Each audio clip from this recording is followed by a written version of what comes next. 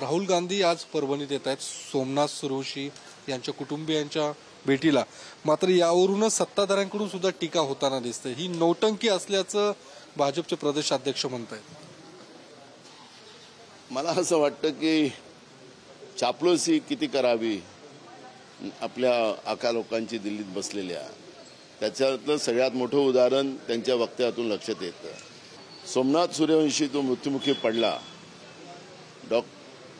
डॉक्टरच्या रिपोर्टमध्ये त्याला शॉकिंग आणि मल्टिप्लाय इंजुरी त्याच्या बॉडीवर दाखवले गेलेत आणि मुख्यमंत्री सांगतात की त्यांना श्वासाचा त्रास होता आणि तिथं त्यांचा मृत्यू झाला। तर किती खोटं उत्तर आणि महाराष्ट्राच्या पुरोगामी विचाराला मुठमाती देण्याचं उत्तर राज्याचा मुख्यमंत्री। आशिष देशमुख सुद्धा म्हणतात की राहुल गांधींनीच उलट खरं तर माफी मागितली पाहिजे, संविधान 80 वेळा बदललं गेलंय।